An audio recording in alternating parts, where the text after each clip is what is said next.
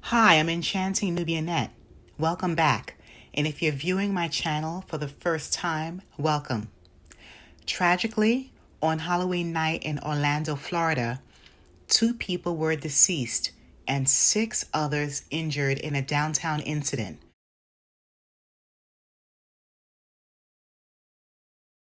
25-year-old Tariq Hill and 19-year-old Timothy Schmidt Jr. are no longer with us. Tariq Hill was remembered by his cousin in the video I've attached as a positive young man who was close to his family members.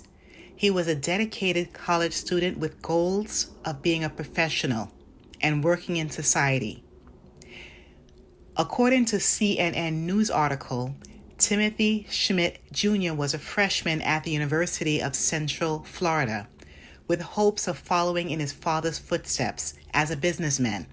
According to a GoFundMe in memory of Schmidt, in quotes, it said, "He was an extraordinary person, loving son, caring friend, talented soccer player, astounding teammate, kind soul, hardworking student, and individual with an extremely warm heart and a witty sense of humor," end of quotes, the GoFundMe states. Rest in peace to Tariq Hill and Timothy Schmidt Jr. Both men passed away too soon due to senselessness.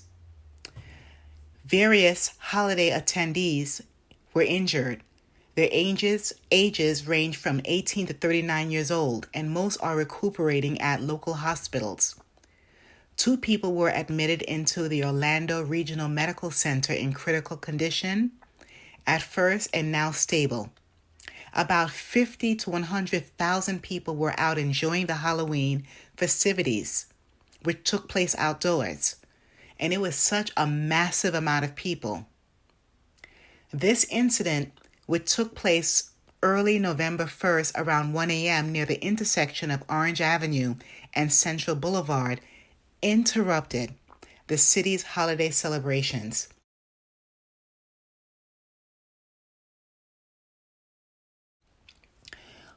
Authorities detained 17-year-old the suspect, Jalen Edgar, who reportedly had prior conflicts with some of the victims, potentially escalating the situation.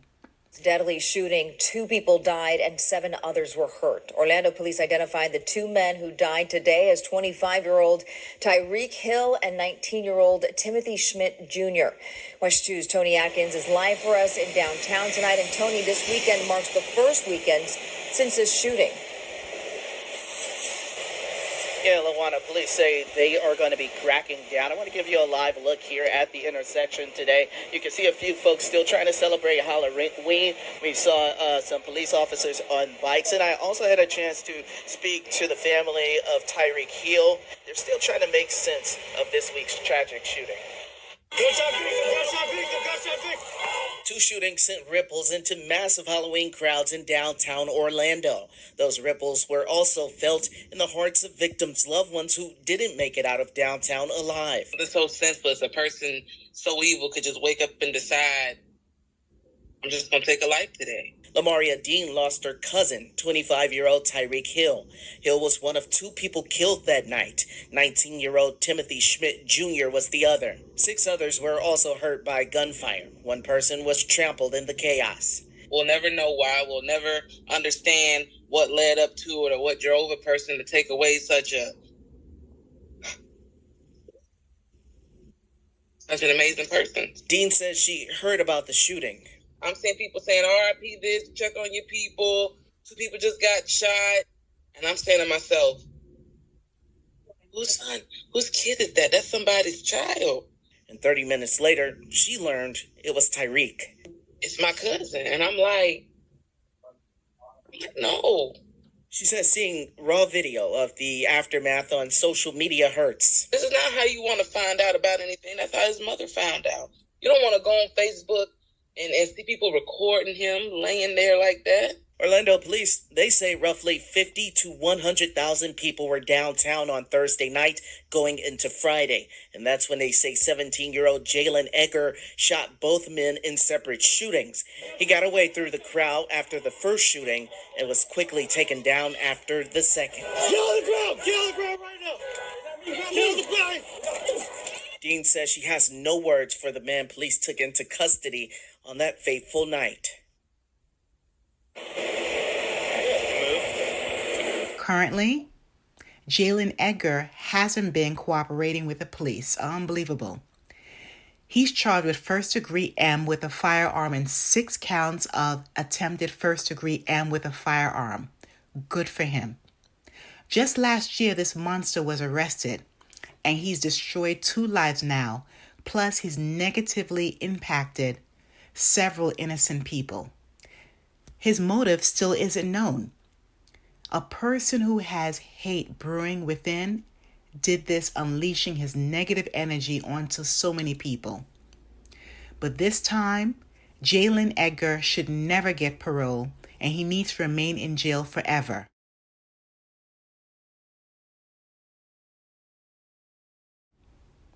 The police are increasing patrols and investigating leads as they seek additional witnesses.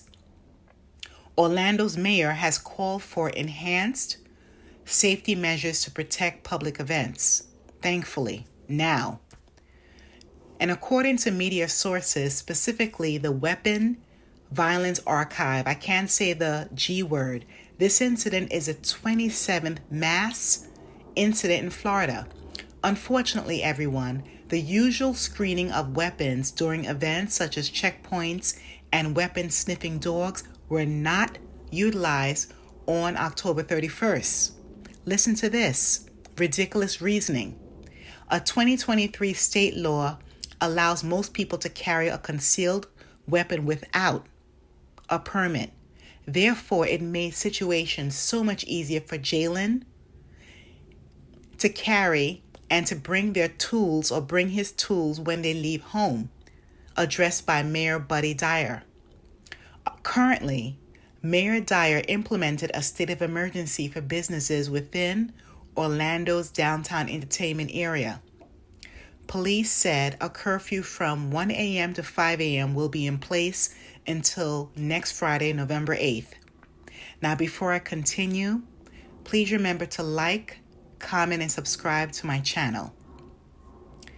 Now, a miracle did take place, though, that day when 20-year-old Anthony Berry was grazed by a bullet near his upper scalp. His injury could have been so much more serious if it had been located a centimeter lower, stated by the Orlando Health trauma surgeon Joseph Ibrahim, featured on Friday at the news conference. In quotes, "After it happened, the first thing I did was thank God I'm still here," said Anthony Berry, who plans to get into nursing. Anthony Berry was walking with a friend when the incident occurred, and he remembered seeing the suspect, Jalen Egger, make a quick motion with his hand. So Berry said that he ducked before seeing a flash of white light. You know what that means. When he pulled the you-know-what, his head felt warm, which made him aware that he was injured, Berry said. Everyone, this is the reason I believe people should avoid extra large crowds or any crowds.